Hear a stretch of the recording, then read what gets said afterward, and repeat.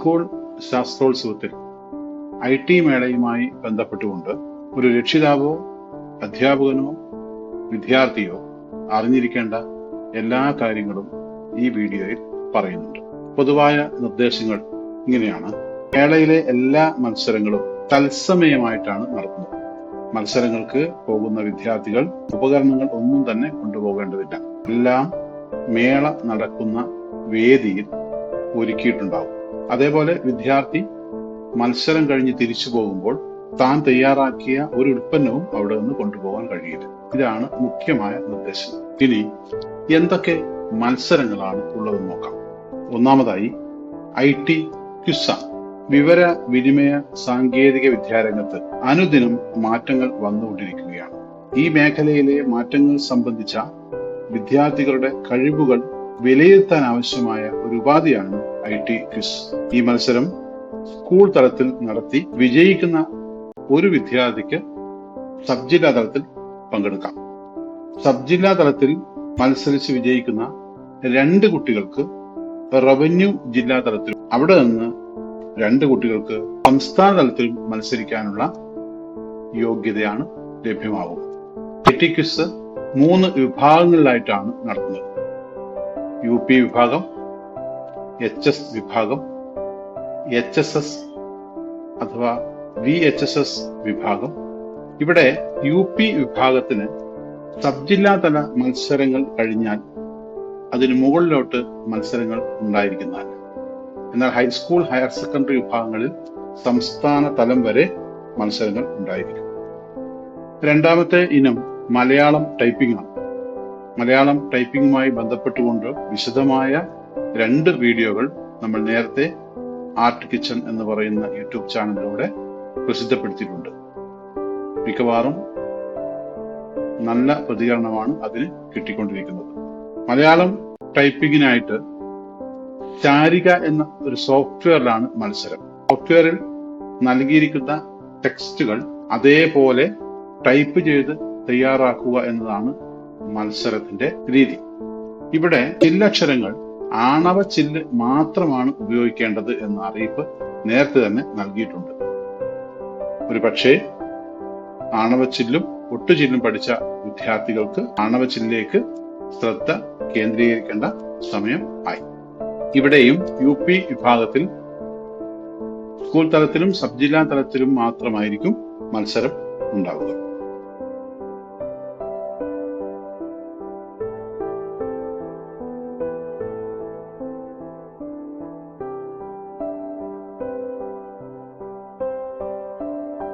അടുത്ത ഒരു മത്സര ഇനമാണ് ഡിജിറ്റൽ പെയിന്റിംഗ്.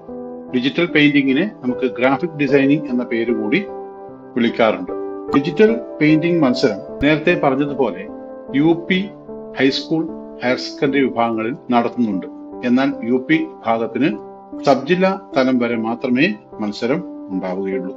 സാങ്കേതിക വിദ്യയുടെ മുന്നേറ്റത്തോടൊപ്പം ചിത്രരചനയുടെയും അതുമായി ബന്ധപ്പെട്ട ഗ്രാഫിക് മേഖലയുടെയും വളർച്ച അനുദിനം വികാസം പ്രാപിച്ചുകൊണ്ടിരിക്കുന്ന സമയത്ത് ഡിജിറ്റൽ പെയിന്റിംഗ് മത്സരത്തിന് അതിൻ്റെതായ പ്രാധാന്യം ഉണ്ട്. കുട്ടികളിലുള്ള കഴിവ് വളർത്തിയെടുക്കുക എന്നത് തന്നെയാണ് ഇതിന്റെ പരമമായ ലക്ഷ്യം. ഈ മത്സരത്തിന്റെ സമയം 1 മണിക്കൂർ ആയിരിക്കും. മത്സരം തുടങ്ങുന്നതിന് തൊട്ട് മുൻപ് അല്ലെങ്കിൽ 10 മിനിറ്റ് മുൻപ് കുട്ടികൾക്ക് വിഷയം നൽകുന്നതാണ്. മത്സരം അവർ ഉപയോഗിക്കുന്ന സോഫ്റ്റ്വെയറിൽ ജഡ്ജസ് നിർദ്ദേശിക്കുന്ന വലിപ്പത്തിലുള്ള ക്യാൻവാസിലാണ് തയ്യാറാക്കേണ്ടത്. കൈറ്റിന്റെ ഉബുണ്ടു 22.04 ഓപ്പറേറ്റിംഗ് സിസ്റ്റത്തിൽ ലഭ്യമായിട്ടുള്ള കളർ പെയിന്റ്, ക്രിറ്റ, ജിംബ് എന്നീ സോഫ്റ്റ്വെയറുകളിൽ ഏതെങ്കിലും ഒന്ന് മത്സരാർത്ഥിക്ക് ഉപയോഗിക്കാവുന്നതാണ്. ഇതിന്റെ മൂല്യനിർണ്ണയം എന്ന് പറയുന്നത് വിഷയവുമായുള്ള ചിത്രത്തിന്റെ പൊരുത്തവും ആശയ അവതരണത്തിലെ പുതുമയുമാണ് 25% മാർക്ക് മത്സരാർത്ഥിക്ക് ലഭ്യമാക്കുന്നത്. ചിത്രത്തിൽ രൂപങ്ങൾക്ക് തനിച്ചും പരസ്പരവും ഉണ്ടായിരിക്കേണ്ട അനുപാത പൊരുത്തം, ആ മേഖലയ്ക്കും 25% മാർക്ക് ലഭ്യമാവും.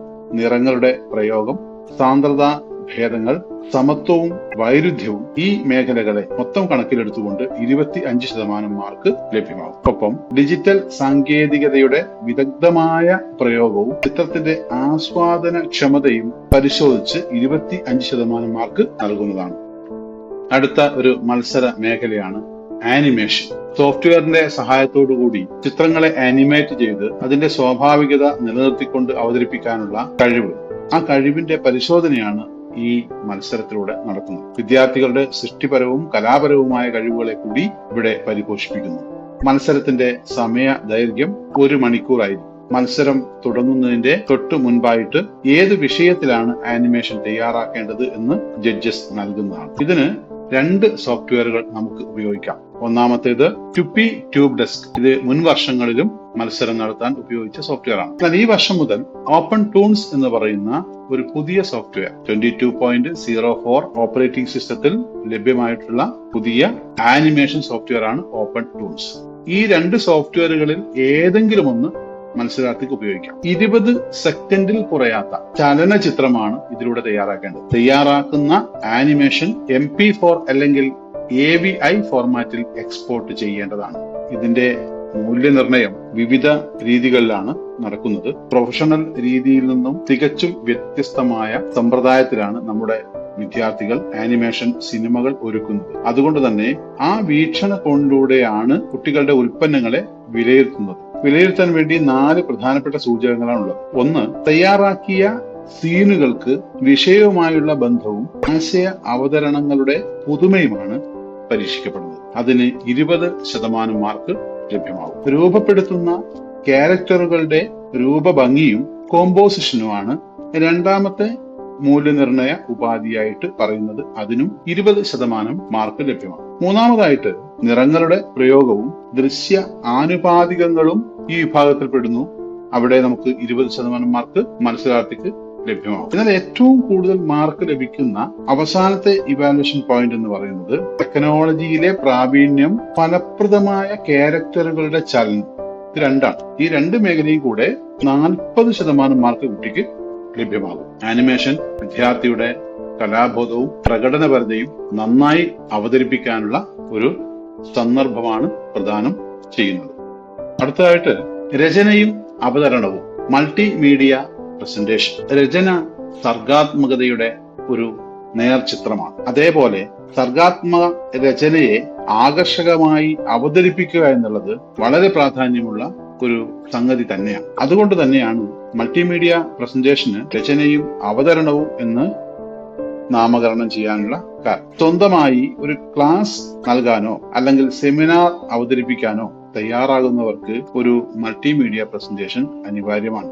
അങ്ങനെ ഭാവിയിൽ വരാൻ പോകുന്ന അവസരങ്ങൾക്ക് കുട്ടികളെ പ്രാപ്തരാക്കുക എന്ന ലക്ഷ്യത്തോടെയാണ് IT മേളയിൽ ഈ മത്സര ഇനം ഉൾപ്പെടുത്തിയിട്ടുള്ളത്. ഈ മത്സര ഇനത്തിന് 2 ഭാഗങ്ങളാണുള്ളത്. ഒന്ന്, പേര് സൂചിപ്പിക്കുന്നത് പോലെ തന്നെ ഒന്നാമതായി രചനയും രണ്ടാമതായി അവതരണവും. 1 മണിക്കൂർ സമയമാണ് രചനയ്ക്ക് വേണ്ടി മത്സരാർത്ഥികൾക്ക് ലഭ്യമാകുന്നത്. റൈറ്റ് ഉബുണ്ടു ഓപ്പറേറ്റിംഗ് സിസ്റ്റത്തിലെ ലിബർ ഓഫീസ് ഇംപ്രസ് ആണ് പ്രസന്റേഷൻ തയ്യാറാക്കാൻ വേണ്ടി ഉപയോഗിക്കേണ്ടത്. തയ്യാറാക്കിയ പ്രസന്റേഷൻ ഒരു സദസ്സിന് മുന്നിൽ അവതരിപ്പിക്കാൻ വേണ്ടി അനുവദിക്കുന്ന സമയം 5 മിനിറ്റാണ്. ജഡ്ജസിന് പുറമെ മറ്റു കുട്ടികളും അധ്യാപകരും രക്ഷിതാക്കളും ഒക്കെ സദസ്സിൽ ഇരിക്കെയായിരിക്കും തയ്യാറാക്കിയ രചന അവതരിപ്പിക്കേണ്ടത്. പ്രസന്റേഷൻ സ്വതന്ത്രമായി നമുക്ക് തയ്യാറാക്കാൻ കഴിയില്ല. അതിനുവേണ്ടി വർഷാവർഷങ്ങളിലെ ഓരോരോ തീമുകൾ നൽകാറുണ്ട്. ആ തീമിനെ അനുസരിച്ച് വേണം പ്രസന്റേഷൻ തയ്യാറാക്കാൻ. തീർച്ചയായും ആ തീമിനും വിഷയത്തിനും അനുസരിച്ചുള്ള റിസോഴ്സുകൾ മത്സരാർത്ഥികൾക്ക് സംഘാടകർ നൽകുന്നതായിരിക്കും. അതിന്റെ മൂല്യനിർണ്ണയ മേഖലയിലേക്ക് പോയാൽ പ്രസന്റേഷൻ ഭാഗത്തിന് 80 സ്കോറാണ് ആകെ ഉണ്ടാവുക. പ്രസന്റേഷന്റെ ആശയ സംവേദനക്ഷമത പരിശോധിച്ചിട്ട് അതിന് 30 സ്കോറും, ചിത്രങ്ങളും വീഡിയോയും അടങ്ങിയ മറ്റു റിസോഴ്സുകൾ ഉചിതമായി ഉപയോഗിച്ചുവെങ്കിൽ അതിന് 20 സ്കോറും, സോഫ്റ്റ്വെയറിനകത്തുള്ള സങ്കേതങ്ങളുടെ ഉചിതമായ ഉപയോഗത്തിന് 30 സ്കോറും ചേർത്തുകൊണ്ട് 80 സ്കോറാണ് രചന എന്ന വിഭാഗത്തിൽ നൽകുക. രണ്ടാം ഭാഗമായ അവതരണം മേഖലയിൽ അവതരണത്തിലെ ആശയവിനിമയക്ഷമതയും തയ്യാറാക്കിയ പ്രസന്റേഷനുമായി അവതാരകൻ സംസാരിക്കുമ്പോഴുള്ള ബന്ധവുമാണ് 20 സ്കോർ മത്സരാർത്ഥിക്ക് നൽകുന്നത്. അടുത്ത ഒരു മേഖല വെബ് പേജ് ഡിസൈനിങ് ആണ്. വിവരവിനിമയ സാങ്കേതിക വിദ്യയിലെ പ്രധാന സങ്കേതങ്ങളിൽ ഒന്നാണ് ഇന്റർനെറ്റ് എന്ന് പറയുന്നത്. ഈ ഇന്റർനെറ്റിൽ ഏറ്റവും കൂടുതൽ ഉപയോഗിക്കപ്പെടുന്ന ഒരു സേവനമാണ് വെബ് എന്ന ചുരുക്കപ്പേരിൽ അറിയപ്പെടുന്ന വേൾഡ് വൈഡ് വെബ്. ആശയവിനിമയത്തിന് ഏറ്റവും അധികം ഉപയോഗപ്പെടുത്തുന്ന വെബുമായി ഉപയോക്താക്കൾ ബന്ധം സ്ഥാപിക്കുന്നത് വെബ് പേജുകളാൽ നിർമ്മിക്കപ്പെട്ട വെബ്സൈറ്റുകൾ മുഖേനയാണ്. അതിനാൽ വെബ് പേജ് നിർമ്മാണവുമായി ബന്ധപ്പെട്ട വിവിധ നൈപുണികൾ വിദ്യാർത്ഥികളിൽ വളർത്തിയെടുക്കേണ്ടതുണ്ട്. അവയുടെ പരീക്ഷണമാണ് വെബ് പേജ് ഡിസൈനിങ് എന്ന മത്സരത്തിലൂടെ നടക്കുന്നത്. ഇവിടെ ഡിസൈൻ ചെയ്യാൻ വേണ്ടി HTML, CSS എന്നീ നിർദ്ദേശങ്ങൾ ഉപയോഗിച്ചാണ് കുട്ടികൾ പേജുകൾ തയ്യാറാക്കേണ്ടത്. എല്ലാ മത്സരവും പോലെ തന്നെ 1 മണിക്കൂർ സമയമാണ് വെബ് പേജ് ഡിസൈനിങ്ങിനും നൽകി വരുന്നത്. ഒരു പേജ് തയ്യാറാക്കുമ്പോൾ ആവശ്യമായിട്ടുള്ള കോഡുകൾ മത്സരാർത്ഥി പൂർണ്ണമായും ടൈപ്പ് ചെയ്ത് തയ്യാറാക്കണം. പലപ്പോഴും മത്സരത്തിന് പോകുമ്പോൾ ഒരു പെൻഡ്രൈവിനകത്ത് ഡാറ്റ കൊണ്ടുപോയി ഉപയോഗിക്കാമെന്നുള്ള തെറ്റിദ്ധാരണ ആർക്കെങ്കിലും ഉണ്ടെങ്കിൽ അത് മാറ്റിവെക്കുക. ഒരു കാരണവശാലും അത്തരം ഡിവൈസുകൾ ഒന്നും തന്നെ മത്സരം നടക്കുന്ന ലാബിനകത്തേക്ക് പ്രവേശിപ്പിക്കുകയില്ല. ടൈപ്പ് ചെയ്ത് തയ്യാറാക്കേണ്ടത് അനിവാര്യമാണ്. ഇങ്ങനെ ടൈപ്പ് ചെയ്ത് തയ്യാറാക്കാൻ വേണ്ടി Gedit, Xed, Pluma text editor, Geany എന്നീ സോഫ്റ്റ്വെയറുകൾ ഉപയോഗിക്കാം. നേരെ മറിച്ച് കോഡുകൾ ജനറേറ്റ് ചെയ്യുന്ന മറ്റ് സോഫ്റ്റ്വെയറുകൾ ഒന്നും തന്നെ ഈ മത്സരത്തിന് ഉപയോഗിക്കാൻ പാടില്ല. മത്സരം തുടങ്ങുന്നതിന് 10 മിനിറ്റ് മുൻപ് കുട്ടികൾക്ക് വിഷയം നൽകുന്നതാണ്. തയ്യാറാക്കുന്ന ഉൽപ്പന്നത്തിന് 1-ലധികം പേജുകൾ ഉണ്ടായിരിക്കണം എന്ന് നിർദ്ദേശിക്കുന്നുണ്ട്. അതേപോലെ തയ്യാറാക്കുന്ന വെബ് പേജുകൾ ഒരൊറ്റ ഫോൾഡറിൽ സൂക്ഷിക്കേണ്ടതുണ്ട്. പേജ് തയ്യാറാക്കുമ്പോൾ ഉപയോഗിക്കുന്ന അനുബന്ധ ഫയലുകളൊക്കെയും ഒരേ ഫോൾഡറിൽ വെച്ചാൽ മാത്രമേ കൃത്യമായി പ്രവർത്തിക്കുകയുള്ളൂ. അങ്ങനെ കൃത്യമായി പ്രവർത്തിക്കാൻ വേണ്ടി റിലേറ്റീവ് ആയാണ് പാത്തുകൾ നൽകേണ്ടത്. അതാത് ഫോൾഡറിൽ സൂക്ഷിക്കുന്ന ചിത്രങ്ങളും മറ്റു ഫയലുകളും ഒക്കെയും ലിങ്കായി നൽകുമ്പോൾ കൃത്യമായി പേജ് പ്രവർത്തിക്കുന്നതായിരിക്കും. തയ്യാറാക്കുന്ന പേജുകൾ എത്രയുമാവാം, പക്ഷേ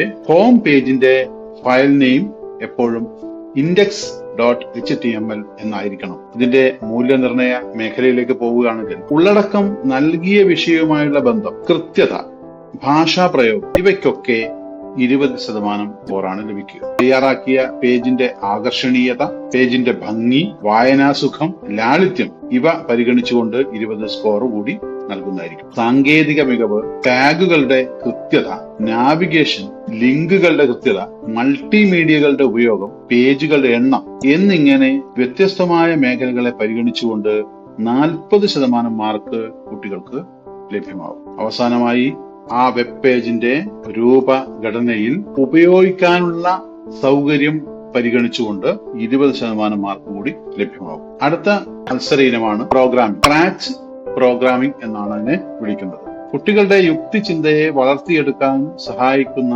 കമ്പ്യൂട്ടർ പ്രോഗ്രാമിംഗുകൾ വിദ്യാലയങ്ങളിൽ പഠിപ്പിക്കാൻ തുടങ്ങിയിട്ടുണ്ട്. അത് കുട്ടികൾക്ക് എളുപ്പത്തിൽ ഉപയോഗിക്കാൻ കഴിയുന്ന ഒരു സോഫ്റ്റ്വെയർ ആണ് സ്ക്രാച്ച്. അതുകൊണ്ട് തന്നെയാണ് ഈ മത്സര ഇനത്തിന്റെ പേര് സ്ക്രാച്ച് പ്രോഗ്രാമിംഗ് എന്ന് നൽകിയിട്ടുള്ളത്. ഈ മത്സരത്തിനും 1 മണിക്കൂർ ആയിരിക്കും ദൈർഘ്യം. കമ്പ്യൂട്ടറിൽ ലഭ്യമായതോ അല്ലെങ്കിൽ മത്സരാർത്ഥി ഉണ്ടാക്കിയതോ ആയ ചിത്രങ്ങളാണ് പ്രൊജക്ടിന്റെ നിർമ്മാണത്തിന് ഉപയോഗിക്കേണ്ടത്. ഒരു കാരണവശാലും പുറമേ നിന്നുള്ള ചിത്രങ്ങളോ മറ്റു ഡാറ്റകളോ ഈ മത്സരത്തിനും ഉപയോഗിക്കാൻ പാടില്ല. മത്സരം തുടങ്ങുന്നതിന്റെ 10 മിനിറ്റ് മുൻപേയാണ് മത്സരാർത്ഥികൾക്ക് വിഷയം നൽകുക. നിശ്ചിത വിഷയത്തിന് അനുയോജ്യമായ രംഗത്തെ ലഭ്യമായതും സ്വയം തയ്യാറാക്കിയതുമായ രൂപങ്ങൾ ഉപയോഗിച്ച് ദൃശ്യവൽക്കരിക്കുകയാണ് മത്സരാർത്ഥി ചെയ്യേണ്ടത്. സ്ക്രാച്ച് 3 ടർബോ വാർപ്പ് എന്ന സോഫ്റ്റ്വെയർ ആണ് ഈ വർഷം മുതൽ സ്ക്രാച്ച് പ്രോഗ്രാമിംഗിന് ഉപയോഗിക്കേണ്ടത്. നേരത്തെ സ്ക്രാച്ചും സ്ക്രാച്ച് 2 ഉപയോഗിച്ചിട്ടുണ്ടായിരുന്നു. പക്ഷെ ഈ വർഷം ഈ ഒരു സോഫ്റ്റ്വെയർ മാത്രമേ അനുവദിക്കുന്നുള്ളൂ, സ്ക്രാച്ച് 3 ടർബോ വാർപ്പ്. സ്ക്രാച്ചിന്റെ മൂല്യനിർണയ ഉപാധികൾ, ഉള്ളടക്കം, തീം ഇവ രണ്ടും ചേർത്ത് 20%, അട്രാക്ഷൻ ആകർഷണീയത പരിഗണിച്ച് 20% മാർക്കും.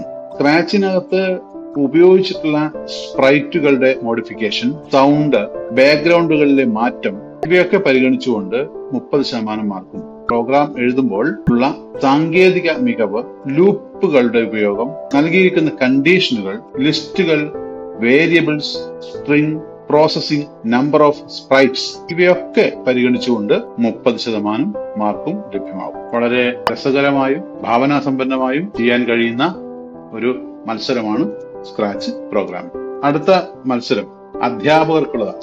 ICT ടീച്ചിങ് എയ്ഡ് മത്സരമാണ്. UP, high school, higher secondary, VHSC എല്ലാ വിഭാഗത്തിലെയും അധ്യാപകർക്ക് ഇതിൽ മത്സരിക്കാവുന്നതാണ്. സബ് ജില്ലയിൽ മത്സരിച്ച് ജില്ലയിൽ അവതരിപ്പിച്ച് സ്റ്റേറ്റ് വരെയും പങ്കെടുക്കാവുന്നതാണ്. നമുക്കറിയാം, ഈ പൊതുവിദ്യാലയങ്ങളിലെ ക്ലാസ് മുറികൾ ഹൈടെക് ആയി മാറിക്കൊണ്ടിരിക്കുക. അതോടൊപ്പം അധ്യാപകൻ സ്വയം തയ്യാറാക്കുന്ന ICT പഠന വിഭവങ്ങൾക്ക് ഏറെ പ്രാധാന്യമുണ്ട്. ആ വിഭവങ്ങൾ ഓരോന്നും തന്റെ ക്ലാസ്സുകളിൽ അവതരിപ്പിക്കുക എന്നുള്ളത് അധ്യാപകന്റെ പഠന പ്രവർത്തനത്തിന്റെ ഒരു ഭാഗമാണ്. അതുകൊണ്ട് തന്നെയാണ് ICT പഠന വിഭവങ്ങൾ തയ്യാറാക്കുന്ന പ്രവർത്തനങ്ങളിൽ അധ്യാപകരെ പ്രോത്സാഹിപ്പിക്കേണ്ടതിന്റെ അനിവാര്യതയും. അത് ലക്ഷ്യം വെച്ചുകൊണ്ടാണ് ഈ ഒരു മത്സരം. ഇതിന്റെ ചില പൊതു നിർദ്ദേശങ്ങളുണ്ട്. ഒന്നാമത്തെ നിർദ്ദേശം, അധ്യാപകൻ സ്വയം തയ്യാറാക്കിയ ICT ബോധന ഉപകരണങ്ങളും വിഭവങ്ങളുമാണ് മത്സരത്തിന്റെ ഭാഗമായി സമർപ്പിക്കേണ്ടത്. സമർപ്പിക്കുമ്പോൾ അധ്യാപകൻ താൻ ജോലി ചെയ്യുന്ന സ്ഥാപനത്തിന്റെ പ്രഥമാധ്യാപകൻ സാക്ഷ്യപ്പെടുത്തിയ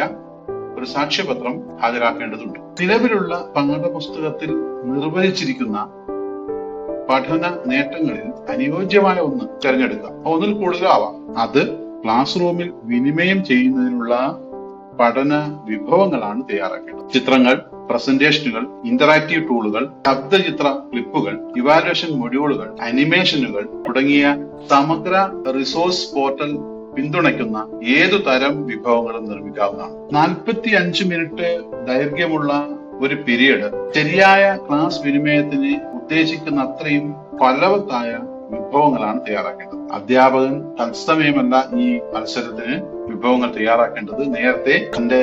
നേരത്തെ തന്നെ തയ്യാറാക്കി കൊണ്ടുവന്നിട്ടുള്ള വിഭവങ്ങളിൽ പ്രധാനപ്പെട്ടവയുടെ മാത്രം ക്ലാസ് റൂം പ്രയോഗം അധ്യാപകൻ ഡെമോ ചെയ്യണം. ഇത്തരം ഡെമോൺസ്ട്രേഷന് വേണ്ടി അനുവദിച്ചിട്ടുള്ള സമയം പരമാവധി 15 മിനിറ്റാണ്. ഒപ്പം വളരെ പ്രധാനപ്പെട്ട ചില കാര്യങ്ങൾ കൂടി, ICT ടീച്ചിങ് എയ്ഡ് മത്സരത്തിന് വേണ്ടി തയ്യാറാക്കിയ വിഭവങ്ങൾ ക്രിയേറ്റീവ് കോമൺസ് ലൈസൻസ് പ്രകാരം സമഗ്ര റിസോഴ്സ് റെപ്പോസിറ്ററിയിലേക്ക് കൈമാറേണ്ടതാണ്. അതിനുള്ള അനുമതി പത്രവും മത്സരശേഷം കൊടുക്കേണ്ടതാണ്. മത്സരാർത്ഥി തയ്യാറാക്കിയ വിഭവങ്ങൾ ക്ലോസിൽ തയ്യാറാക്കിയവയും ലൈറ്റ് ലിനക്സ് ഓപ്പറേറ്റിംഗ് സിസ്റ്റത്തിൽ പ്രവർത്തിക്കുന്നവയും ആയിരിക്കണം. ക്ലോസിൽ എന്ന് ഉദ്ദേശിക്കുന്നത് ഓപ്പൺ സോഴ്സ് സോഫ്റ്റ്വെയറുകളിൽ നിന്നാണ്. മൊബൈൽ ആപ്പുകൾ, മറ്റ് സ്വകാര്യ ആപ്പുകൾ ഒക്കെ ഉപയോഗിച്ചുകൊണ്ട് തയ്യാറാക്കുന്ന ഒരു റിസോഴ്സും വിലയിരുത്തലിന് പരിഗണിക്കുന്നതല്ല. ബോധന വിഭവങ്ങളുടെ ക്ലാസ് റൂം വിനിമയവുമായി ബന്ധപ്പെട്ട അനുബന്ധ വിവരങ്ങൾ നിശ്ചിത ഫോമിൽ സമർപ്പിക്കണം. ഡെമോയുടെ സമയത്ത് ഇവയുടെ ഉപയോഗം പരമാവധി ഉണ്ടായിട്ടുണ്ട് എന്ന് അതാത് മത്സരാർത്ഥി ഉറപ്പുവരുത്തുകയും വേണം. ഡെമോയ്ക്ക് ശേഷം മത്സരാർത്ഥിയുമായി ജഡ്ജസ് അഭിമുഖം നടത്തുന്നതാണ്. അഭിമുഖത്തിൽ വിഭവങ്ങളുടെ നിർമ്മാണത്തിലും അവതരണത്തിലും അധ്യാപകന്റെ സ്വയം പര്യാപ്തത, വിഭവത്തിന്റെ ക്ലാസ് റൂം അവതരണ സാധ്യത, ഫലപ്രാപ്തി എന്നിവ പരിശോധിക്കുന്നതാണ്. ആ അഭിമുഖം പരമാവധി 5 മിനിറ്റ് ദൈർഘ്യമേ ഉണ്ടായിരിക്കും. ഈ മേഖലയിൽ ഓരോ വിഭാഗത്തിൽ നിന്നും UP ആണെങ്കിലും ഹൈസ്കൂൾ ആണെങ്കിലും ഹയർ സെക്കൻഡറി ആണെങ്കിലും ഉപജില്ലാ തലത്തിൽ 1-ാം സ്ഥാനം നേടുന്നയാൾക്ക് റവന്യൂ ജില്ലാ തലത്തിലും, റവന്യൂ ജില്ലാ തലത്തിൽ 1-ാം സ്ഥാനം നേടുന്നയാൾക്ക് സംസ്ഥാന തലത്തിലും മത്സരിക്കാവുന്നതാണ്. ഈ എല്ലാ കാറ്റഗറിയിലും പ്രത്യേകം മത്സരമാണ് ഉണ്ടാവുക.